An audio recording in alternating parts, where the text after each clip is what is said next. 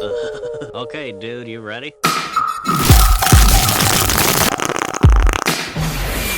I know words. I have the best words.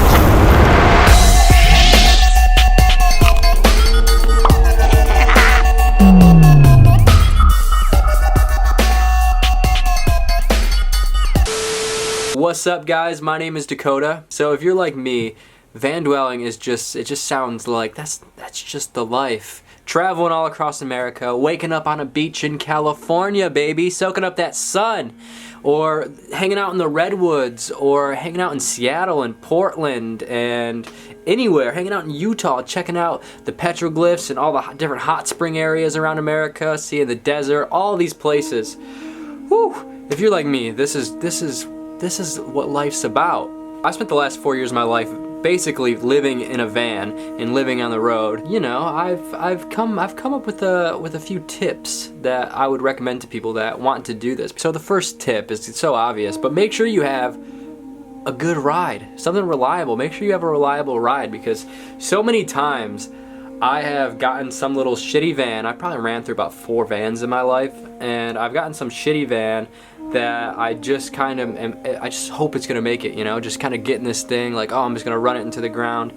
And that's fun. It's fun to do that, but just save up that little bit of extra money and get something that's reliable, because you're gonna end up paying for those repairs anyway in the long run. Like that little bit of extra money that you could spend in, you know, making sure you have something that's safe and reliable, you're gonna spend it anyway when you break down. Going across the country is real hard on a vehicle, especially through the mountains, so it's important that you have something that's safe, because I've ended up on the side of the road so many times. I've broken down in the desert twice, and there's not very many gas stations there, or not very many people either, so you just don't want to be there. Make sure you get like AAA or something like that too, so if you do break down, you have a backup, because these things are gonna happen. I know, like, these little expenses and stuff like that adds up, and especially if you're on a budget and you're just trying to kind of just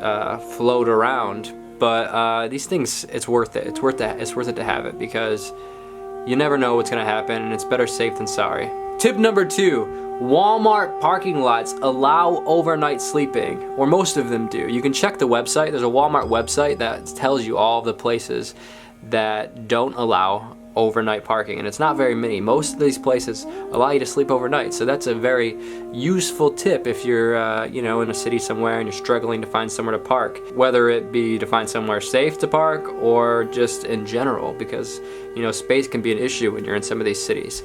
So Walmart's got your back. I don't support anything else they do, but shout out to Walmart for letting us sleep in their concrete jungle. So if you find yourself hanging out somewhere for a few days, there you go. You got somewhere to stay.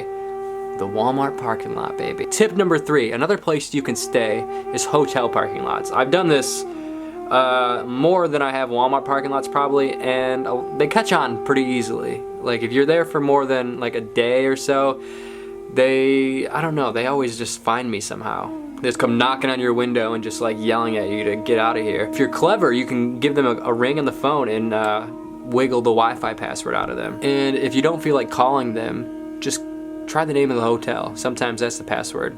And you know, it's nice to have Wi-Fi sometimes. Tip number 4, get yourself a little propane cooker.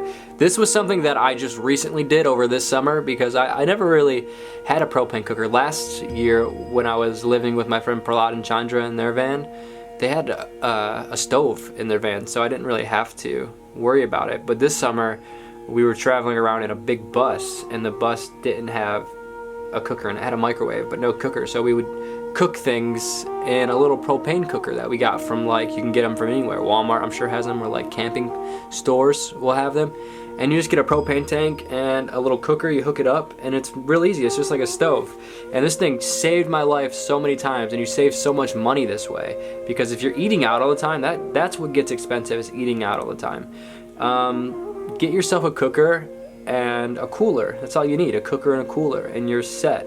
You don't even need a cooler. You can get stuff that you can just store away, like pasta. Make sure you get yourself one of these. They're compact and they're a lifesaver. Tip number 5, get yourself one of those like portable charger unit things. You can get solar panel ones. That way you don't even have to hook it up to anything. You just leave it outside during the day and you have electricity all night. It's just like a little unit that you can carry around. With like a giant battery or something that has USB ports and normal plug ports. You can charge your laptop, you can charge whatever. This was very useful, and the solar was very useful. Tip number 6, there's this app, it's called Road Trippers. I don't have it on my phone anymore, but I was using it for a little bit. And what it is it gives you a starting point wherever you are and your destination wherever you want to go. And it gives you all the cool stuff along your route, whether that be like cool picturesque spots, restaurants, historical sites, vista points, all of this kind of stuff, nature stuff.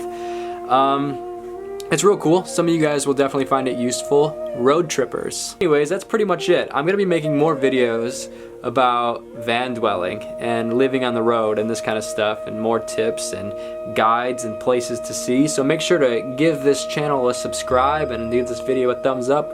Leave a comment if you have any tips, questions, or advice, or whatever you want to talk about. Leave me a comment and I will do my best to respond to it. Make sure to follow me on Twitter and Instagram and all that stuff. The links will be in the description. And if you want to support me, make sure to buy a shirt at stayhappystayweird.com. I would be so happy if you did that, so thankful, and you would get a cool shirt out of the exchange, so it's a win-win. Om Shanti Shanti Shanti Bop.